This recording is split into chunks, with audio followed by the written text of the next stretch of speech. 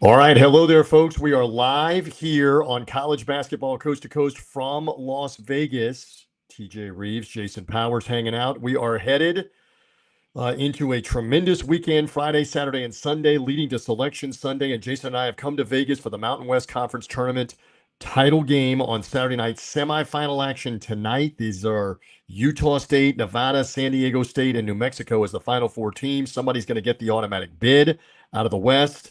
And we got mayhem going on everywhere. Great to have you live in the preview mode on Friday before Selection Sunday. Brother Powers, we're sharing a room. We're sharing a microphone. How are things? I know we're ready to rock and roll. We had an interesting long travel day yesterday to get to Las Vegas, but we are here late night. We're up here early for you on a Friday. We're watching a little Florida, Kentucky as they tip off right now, and glad best weekend, one of the best weekends of the year coming up here. Yeah, we are definitely thrilled to be part of it. So we're sharing the mic. We're making it work technologically. I will tell you up front that Tyler Jones will be joining us, friend of the program. We look forward to Tyler being here to talk Big 12, where they've got their semifinals tonight: Arizona, Iowa State, Houston, Kansas, Big 12 in Kansas City. Tyler will be here soon to preview those games. And a new court. And they've go ahead and explain what they've done now with the replacement court. Sounds like they're putting in a legitimate court now, normal wooden brown as opposed to the LED lights and the funky looking court that they had in the first couple of rounds. I don't know if that was public pressure or if that was they were going to do this all along, but a traditional court, it looks like, in Kansas City for the next 2 days. And these should be two outstanding games tonight. We're well aware the SEC tournament is back underway. Florida and Kentucky are underway in Nashville. Vince Ferrara will talk to us more about that. And then he is there from Knoxville as part of the morning show on the Tennessee Vols flagship station, 99.1 FM, the sports animal as it's known. He will be right on the Tennessee Vanderbilt quarterfinal game that's later on in the day. Big East semifinals, St. John, Seton Hall, UConn, Georgetown, Big Ten quarterfinal day, ACC semifinal day, with Virginia playing against Miami, Duke playing Clemson, American Conference going on, Mountain West semis tonight. We got a ton, right? If you're a basketball fan, this is a great weekend for you. Lots of bids still up on the line. We had some drama yesterday with Auburn losing, with Miami of Ohio losing. How does that affect things? You got a team like Oklahoma in the SEC making the run, which we told you last week somebody would be making a run to make things a little bit more difficult for the search committee, or the selection committee. But lots of implications tonight. Our New Mexico San Diego State game might be an elimination game here in the Mountain West as well. Georgetown doing some damage in the Big East. They've won a couple of games. They've got UConn tonight. Can some teams play their way in? So we're live on College Basketball Coast to Coast. And look who is live with us from Kansas City. Hello, Tyler Jones. Hopefully you can see us, hear us, all the above. Good to have you on College Basketball Coast to Coast, my friend, live from Kansas City in the Big 12 semifinals. How are things? Very good. We had some exciting basketball last night in the best conference in America, the Big 12, at the Big 12 tournament. No other league can say that their quarterfinals featured 8 teams that will make the NCAA tournament like the Big 12 can. And we saw Kansas and Houston, I think, not necessarily play great, but play good enough in their wins yesterday. BYU, even though they lost, I still liked what I saw from AJ and company yesterday. That was, to me, that's still a good basketball team. Iowa State has been on fire. And, of course, Arizona, the team that I have winning the national championship, they look like they are tournament ready at this point. Tyler, you mentioned BYU. I'm with you. I still think they can win a game, maybe 2, depending on the draw. What you see, getting to see Debanza in person, what an electric couple of days for him offensively. And if BYU can play a little bit of defense, I think this is still a pretty dangerous team. Absolutely. That BYU team is somebody you do not want to face, here in the coming weeks ahead, because they have arguably the best player in the country in AJ. I think he was robbed of Big 12 Player of the Year. He won the Big 12 Freshman of the Year. But seeing him in person, the way that he can just – take over a game and be in full control and all the things that he can do on a basketball court. I was incredibly impressed The problem is there's just not a ton of talent around him on that BYU team. He's having to do so much himself. And we've seen that in the Big 12 before. You go back to when Trae Young was at Oklahoma or when Michael Beasley was at K-State, where you got one guy that's a superstar, but last time I checked, there's 5 guys on the floor at one time for these basketball teams. So for BYU, they're going to need AJ to really carry them, and because they just don't have much there around him. You were mentioning being there in the arena. Give the fans that are watching us here an idea of that atmosphere. We know Iowa State and obviously your Jayhawks, Rock Chalk, always seem to fill the arena. Does Arizona look like they have some fans? What about Houston for semifinal night? Or is it basically going to be a pro Iowa State and Kansas crowd tonight for the semifinals? What would you say? It's going to be all Iowa State and Kansas fans. The third largest fan base here this week is BYU.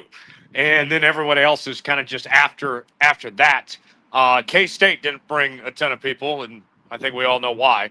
But, yes, last night, I've been coming to Kansas games at T-Mobile Center when it used to be called Sprint Center for a number of years. This is the first Big 12 tournament I've been to in 6 years. And last night was the loudest that I've ever seen that place for a Kansas basketball game. Typically, we see that arena, even though they call it Allen Fieldhouse East, the fans take a more relaxed approach, like it's an NBA game or something. But everybody was on their feet. It was loud. It was a great atmosphere last night in the best conference in the country, the best conference tournament in the country. Kansas City is a terrific host, and I'm expecting it to be an electric factory tonight. One thing to watch as well, several years ago, Iowa State played in the first semifinal, and then KU played in the second semifinal. Iowa State won, and their fans got a head start on getting tickets on the secondary market, and they ended up outnumbering Kansas fans for the final because KU was waiting on tickets to see if they would advance. Same kind of scenario tonight. Iowa State plays first, KU plays second. If both teams win, I would expect a larger Iowa State crowd than a KU crowd for the final on Saturday night. Interesting.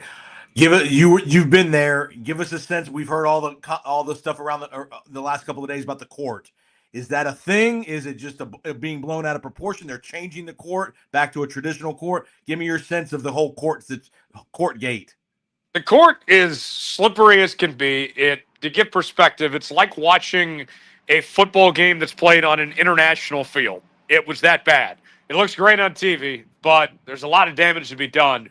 And we're fortunate that we haven't seen any really serious injuries at this point due to that court. I'm surprised they're not just, powering through for these next few games and trying to make it work. But all in all, nobody is complaining.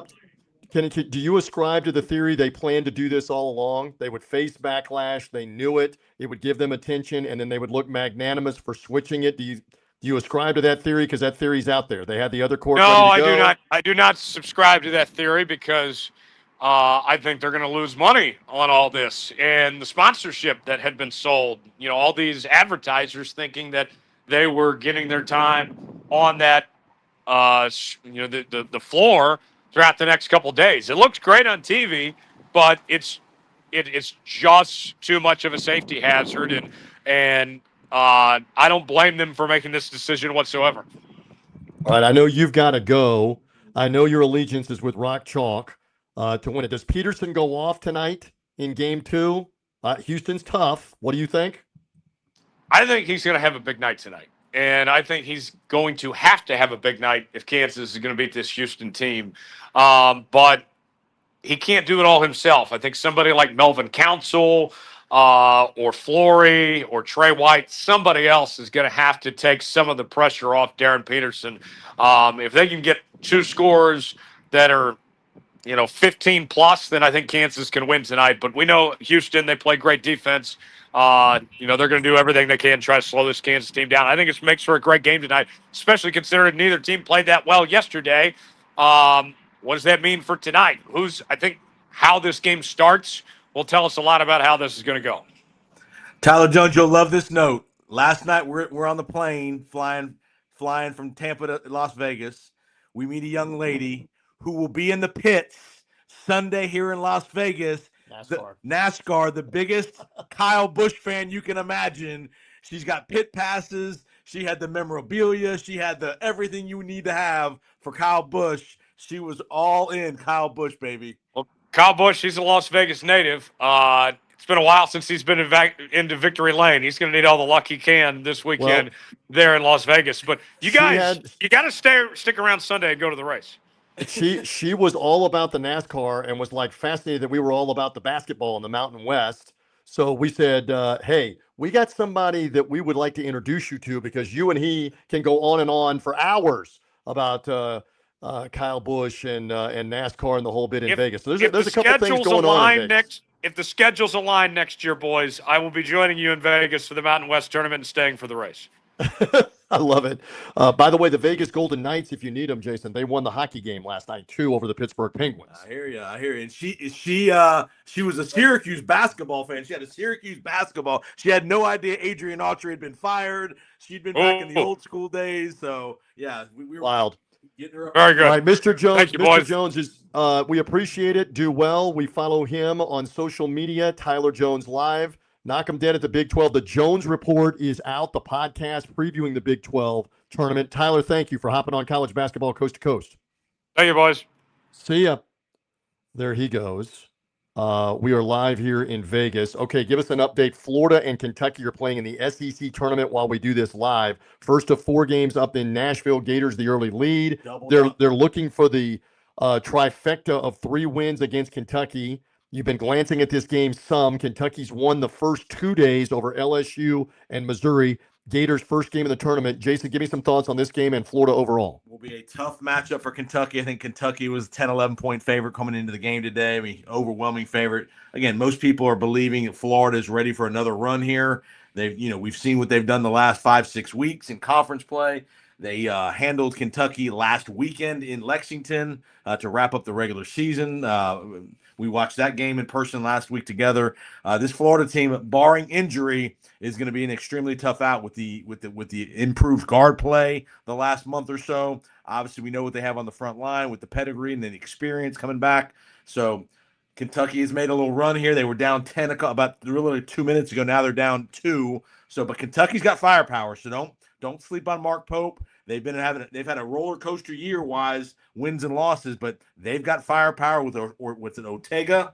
Oweh. Yeah. Ortega Oweh. Yep. So, and Chandler, the 3-point shooter, and Aberdeen, obviously the former Florida Gator. But I mean, if Florida gets the guard play, can they get it done? While we're talking SEC, I did check with Chris Daubertine of bloggingthebracket.com this morning. I said, hey, if the Gators were to lose this game, would you still have them as a number 1 seed if hypothetically UConn won the Big East tournament? He said, stay tuned, because those 2 variables could be big. A Gator early loss and then UConn to beat Georgetown tonight and then maybe beat St. John's, let's say, in the Big East championship. Would UConn then maybe jump in front of Florida, bearing in mind they also have a head-to-head against Florida? What's your thought? I would still give Florida the advantage. I still think Florida, in totality, is the better team. Again, it'd be close, but I think UConn could help themselves on the 2 line. And I think you're going to see UConn and Florida in the same region no matter how it goes. So it's not that big a deal to me because I think they're going to be 1-2 in the same region, probably the South here with probably the Gators coming to Tampa. UConn probably going to either Buffalo, probably to Buffalo in the opening round, and then the teams would end up in Houston. And does it really matter if you have a 1 or a 2? It just means you're wearing the home jersey or the road jersey in the Elite 8 game, right? I'm with you. So I think that's not that much of a difference, but I do think Florida, barring they get beat by Kentucky by double digits, I think Florida is going to be still the 1. All right. Again, we're keeping up to date on the games that are going on this afternoon. Michigan is beating Ohio State in the Big Ten tournament. That's the presumptive number 1 seed out of the Midwest, the top team in the Big Ten. They lead 48-44. St. Louis has come from behind in the A10 game. They were down double digits in the first half. Is St. Louis in? Yeah. If they win this game, they're in at large, even if they don't win the automatic bid. What do you think? I agree. I think they're in the tournament. I think they've had a good enough year. They've been in the top 25 team the last month. So I think they're comfortably, to be honest with you. You know what? It's Steeler wise. the people on the bubble, they want St. Louis to win this tournament. They don't want a team like GW or another team like to come out of nowhere to win this tournament because that's a bid stealer. Yeah, that's a second bid. You're going to get a second bid, it looks like, from the MAC because of the Miami loss. Would it also be the Atlantic 10 if St. Louis loses? Stay tuned. We're live on this Friday for a little while longer on college basketball coast to coast. Let's go back to guests. Let's say hello to Vince Ferrara joining us in Nashville. Vince with the Knoxville radio station 99.1 FM, the sports animal. He's there to cover Tennessee Vanderbilt. We're going to lean on you for a whole bunch of SEC. How are you, my friend? Thank you for having us. Yeah, I'm good. Can you guys hear me all right? We can hear you well enough in the concourse. He's at the Bridgestone Arena in Nashville. Vince spares no expense, spares no wasted effort to be able to get on the show with us live from Nashville. Do you have a follow-up thought on what we just mentioned? What about Florida? And if they don't win this game today, could that open the door for UConn to get the 1 seed? What's your opinion? It could, but I still think Florida is in a good position. Depends on what happens with UConn. Do they win the conference tournament? But I think Florida is in the driver's seat for sure. And look, if they lose this game, it's still against a bottom-win team. So it's not horrible. It's just a shock because the way Florida is playing, they look like the best team in the country or one of the 2 or 3 best teams in the country. Now, what's going on in this game? Florida was up 10. It's an 8-0 run for Kentucky. So this place is electric right now because, as always, Big Blue Nation is here in full force. They always have the most fans, and they by far have the most media. Guys, you could probably put 10 to 12 SEC teams together, all their media members, and it wouldn't equal what Kentucky did. It is insane how many people follow this. And who knows how many blogs and whatever fans that have worked their way into the Kentucky media. All right, let's go to your Tennessee Volunteers. You had the return of Ament yesterday in the win that kind of, we think, put Auburn out of their misery and knocked them out. Give us a sense of Ament's health. How did he look to you yesterday? And obviously you have a rematch coming up here today with Vanderbilt. Yeah, he looked terrific. A little bit hesitant at the beginning. I think he actually scored Tennessee's first 5 points on an open dunk and a 3. But just moving around, he looked like he was just trying to get a feel for it.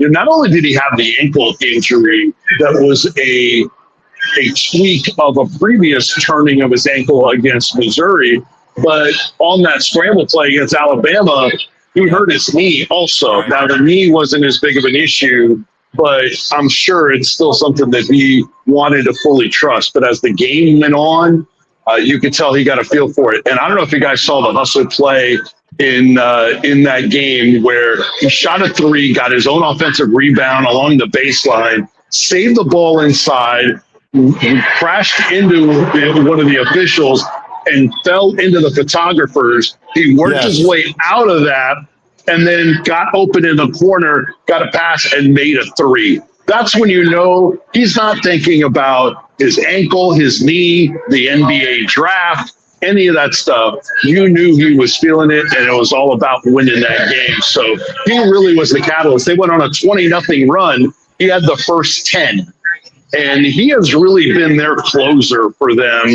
And he gets them out of tough situations when they struggle offensively and they get into spurts without scoring. He can get to the free throw line, score, and rise up over people.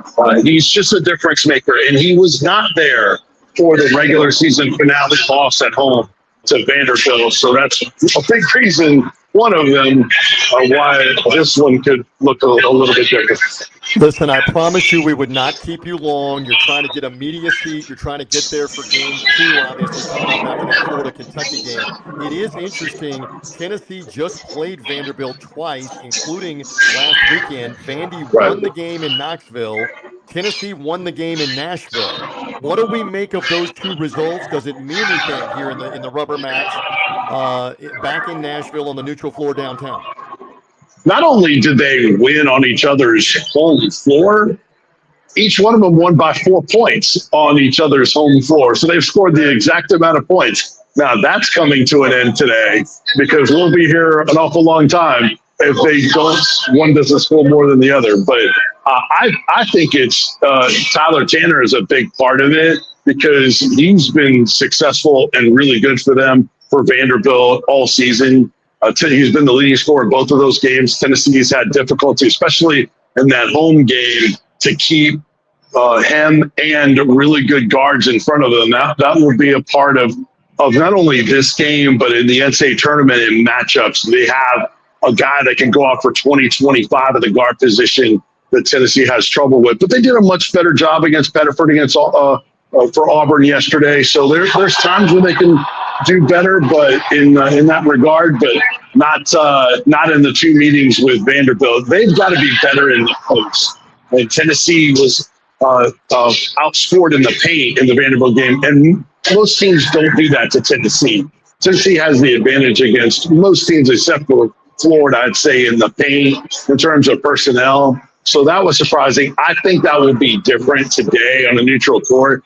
I know we're in Nashville. There will be more Tennessee fans here than Vanderbilt fans. That's just the way historically this tournament has always been. All right, last one for me, Vince. You got the darling team that's making a little run here is Oklahoma.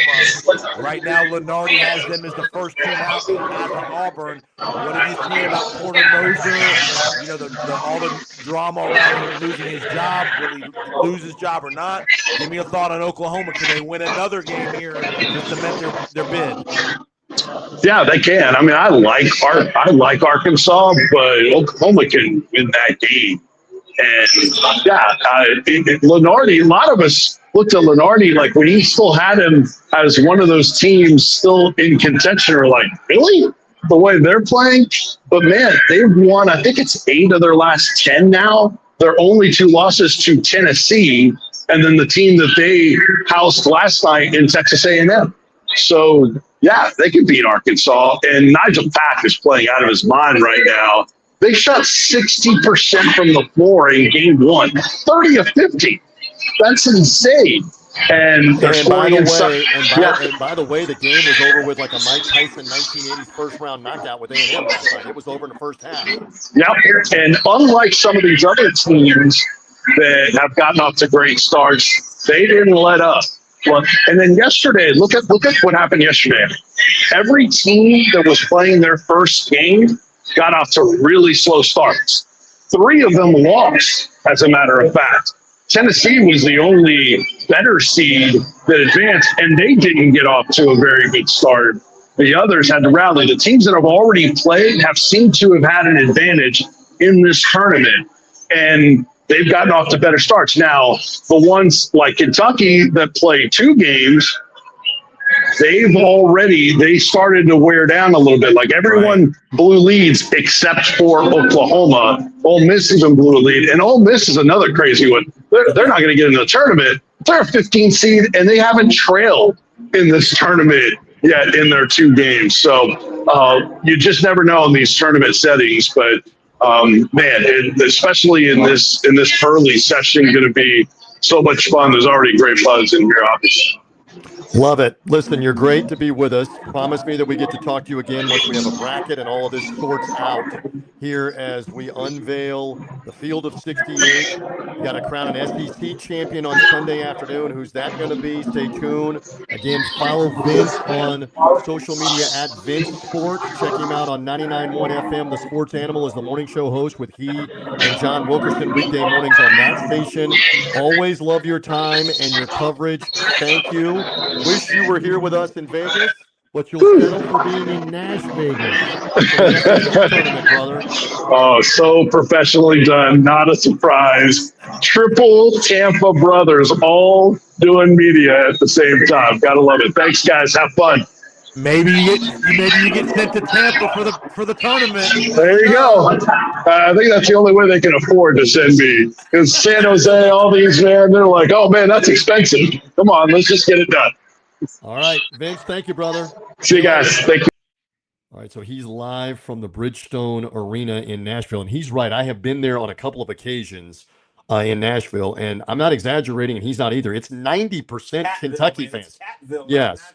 And so right now in that Florida game, tell me what you saw a few moments ago, because Kentucky got back in the game after being down by 10. They did. And Florida went on a little surge. I think they're up 6 or 7, back up 6 or 7. Again, this is where Florida, over the course of 40 minutes, again, Vince made a great point. Kentucky's already played twice. This is their third game. So do they start to wear down a little bit physically? These guys, I know they're in great shape, but when you play 3 straight games back to back and their star players are playing heavy minutes, that third game is where you typically see jump shots a little short, your legs get a little heavier. Where Florida, this is game 1 for Florida. Maybe it takes them 7, 8, 12 minutes to get into the game in the flow. Florida's up 6 here with about 7 minutes to go in the first half. You know what we need to do? Let's see if we can hit a sponsor here on the program. Watch me do this on the fly, Jason Powers. Let's talk about our friends at Kalshi for just a second, the predictive markets.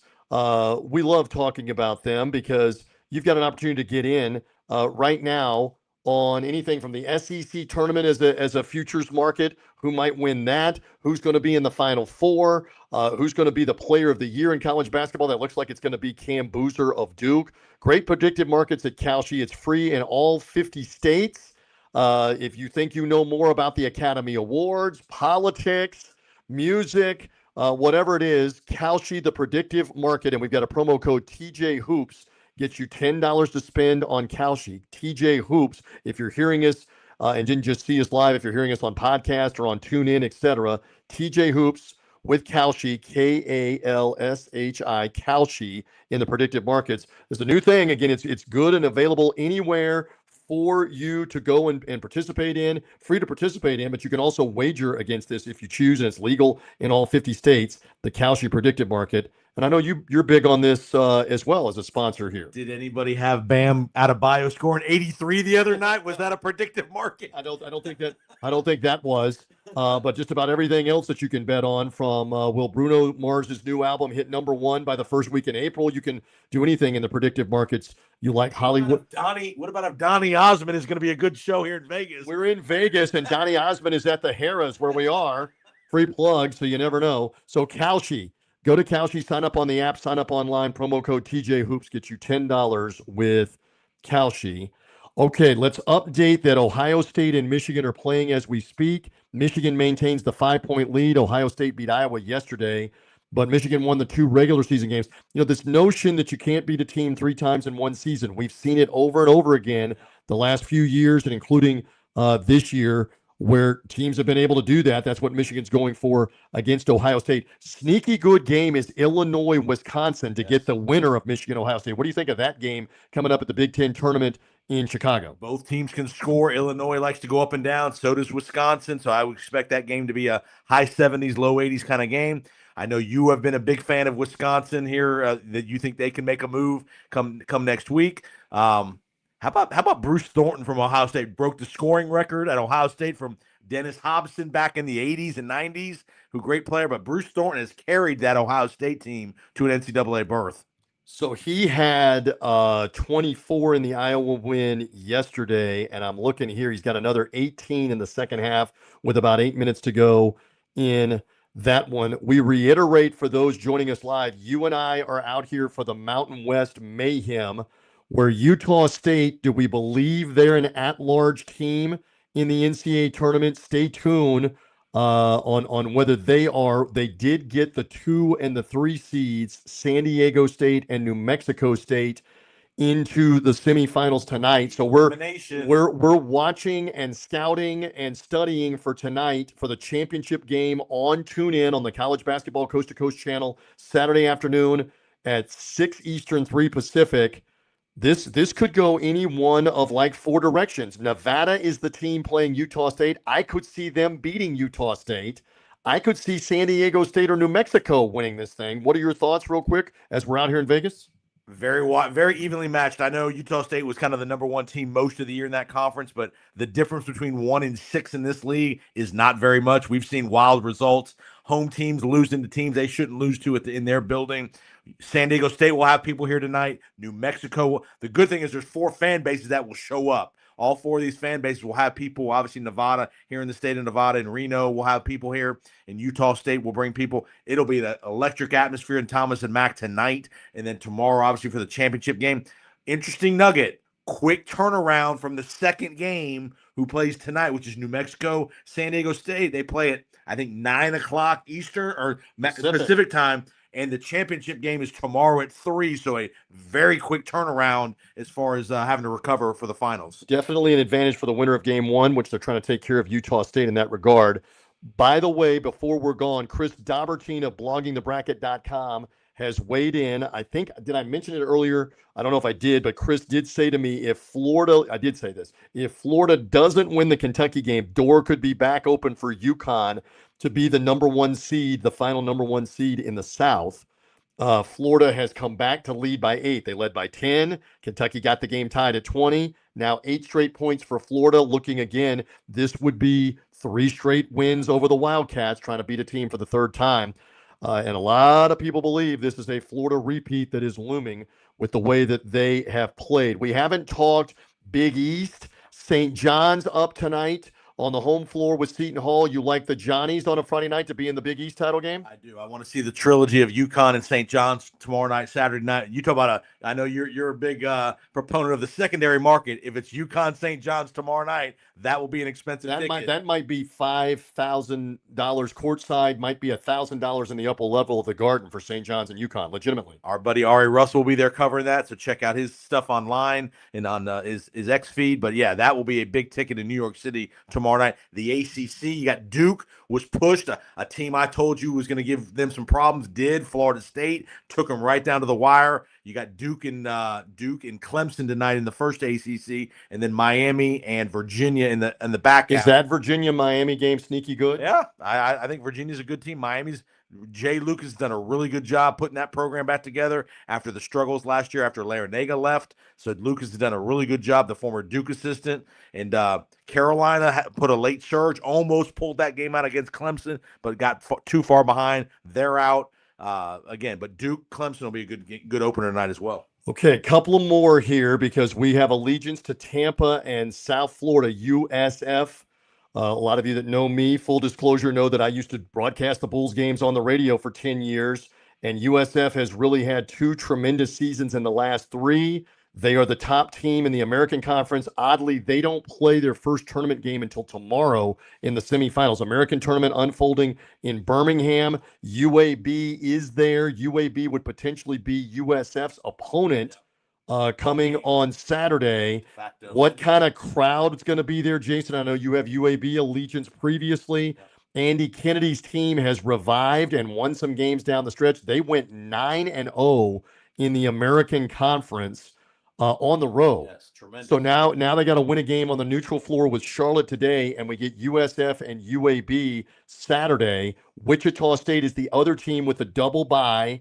They are waiting on Saturday. Also, winners meet Sunday for the automatic bid. Bulls not a lock on an at-large case. It's good. It's not a lock.